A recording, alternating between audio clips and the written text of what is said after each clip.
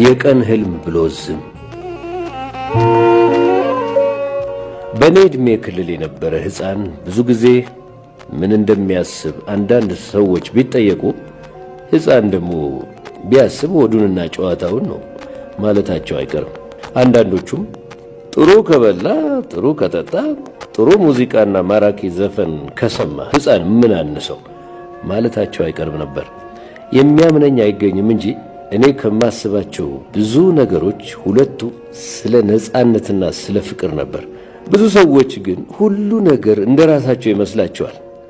እንዲህ ስናገር የሐሳቤ ታላቅነት ያስቀናቸው ወይም በእጅ አዙር ትንሽ መሆናቸውን የጠቆማቸው ምን ይሉ ነበር?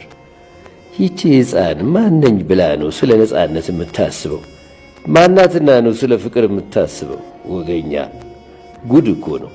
ዘፈን ምርጫ ቅዳሜ ቅዳሜ ዛፍ ስር ተቀምጦ ከሰማ አይበቃውም? ባለጌ ጥጋበኛ ማለታቸው አይቀርም። ወገኛ እንኳን እኔ ሳልሆን ሌላ ነበር። ስለ ነፃነትና ስለ ፍቅር አስቤ ሲምታታብኝ ወደሚቀለኝ ሌላ የቀን ህልም ሸርተትል ነበር። እንደ አልቂት አእምሮዬ ላይ ተጣብቆ የሚዞረው አንደኛው የቀን ህልሜ ባልተወለድኩ የሚለው ነው። ባልወለድ መብቴ መገፈፉን አላይም ነበር። እሺ ልወለድ፣ ግን ለምን ከዚህ አባቴ ከዱባለ ተወለድኩ? እንደገና እሺ ተወለድኩ፣ ግን ከተወለድኩ በኋላ ለምን እውነተኛዋ እናቴ ሞተች? ዓለም ላይ ምን አስኬደኝ? እዚያ ጎረቤታችን አንዲት ያለ ልጅ ሌጣቸውን የሚኖሩ በከብት እርባታ የሚተዳደሩ ሴትዮ ነበሩ። ለምን እሳቸው በእናቴ የምትክ አይሞቱም ነበር? እሺ እናቴ ትሙት፣ መቼም እግዚአብሔርን ማስቆም አይቻልም። የረባች እንጀራ እናት ለምን አልተካልኝም? እኔ ብዙ አብሉኝ ቁንጣና ሲዙኝ አላልኩም። በቁም ህልሜ የምመኘው ጠርታኝ እግሯ መሃል አስቀምጣ ጸጉሬን የምትዳብሰኝ ወይም ጉንጮቼን የምትስመኝ፣ አንዳንዴ እኔ ብችልበትም ልታቀናጣኝ ጸጉሬን የምታጥበኝ እናት ነበር። አላህ ታዲያ ሲረግመኝ ፎክሮ ነበር መሰል። ዘራፍ ዘራፍ፣ የሰማይና የምድር ጌታ ባገኘው ብትር ሰው የሚማታ እያለ። እሺ እንጀራ እናት ዕድሌ ይስጠኝ። ሌላው ሰው የገባሁበትን ጣጣ ማየት አይችልም? አይኖቻቸው ጠጠሮች ናቸውን? ብልህ ብልጥ ጮሌ እሳት የሚባለው ሁሉ የእንጀራ እናቴን ጅብነት ሳይሆን የሚያየው የኔን ስህተት ነበር። በቁሜ የማልመው ታዲያ እንጀራ እናቴ ደግ ሆናልኝ። ነፍሴ ቁስሏ ተጠግኖ የከተማው ሺህ ሕዝብ ፈገግ ብሎ ሲያይ ነበር ጥርሱ ይርገፍና። የቀን ህልም ግን እግዚአብሔርን አያባባም፣ የእሷ አንጀት አይደርስም።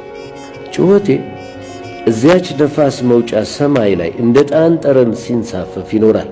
ፎናኔ ሁሉ መቼ ያሸትና። እሺ ሰዎች ሁሉ ግን ይጥሉኝ። ወሰን የለሽ ግን ለምን? ወሰን የለሽ ጎረቤቴ ብቻ ሳትሆን ቤተሰቦቿ ከዱባልና ጋር ሽርክ ነበሩ። ቤተሰቦቿ እኔ ላይ የሚደርስብኝን በቅርብ ሆኖ ማየት ይችላሉ፣ እሷም ማየት ትችላለች። ግን ታዲያ ሲያምር እንደ ወንድሟ ሲከፋ እንደ ዱርዬ ለምን አየችኝ? እሷ ብታርቀኝም ታዲያ ከቀን ህልሜ አንዷ ነበረች። እንደሷ ደግሞ የቀን ህልሜን የሚቆጣጠር አልነበረም። ቢሆንም አልለማመጣትም፣ በወዳትም አልለማመጣትም። አልፈራማ። ለምን እፈራለሁ? እኔ ከነሱ የምቾት ስጦታ አልጠብቅም። ምቾት ብጠብቅ ኖሮ እሱን እንዳላጣ በማለት የማይፈልጉትን ነገር አልሰራም። ወሰኔልስ ከወላጆቿ ብቻ ሳይሆን ጥሩ ነገሮች ትጠብቃለች። አንደኛ መደነቅ፣ አንቺ የኔ ቆንጆ መባል። ሁለተኛ መጋበዝ፣ ወሰን እስኪ ይህችን እርጎ ሞክሪያት። ሶስተኛ ንጹህ ልብስ ማግኘት። ለጥምቀት የተገዛላት እኮ ጠቧታል። ይችሊ ቶሎ ቶሎ እኮ ነው የምታድገው። ግን ማርያምን አንዲት ሳንቲም አላደገችም። ይሄ እንዲቀርባት አትፈልግም ነበር። እንደገና ትገርመኛለች ወሰን። የደመራ ዕለት በጨረቃ ብርሃን ተከባ ሳያት በልቤ ያ ብርሃን ከሷ እንዳልወጣ ከጨረቃዋ እንደመጣ አውቅ ነበር።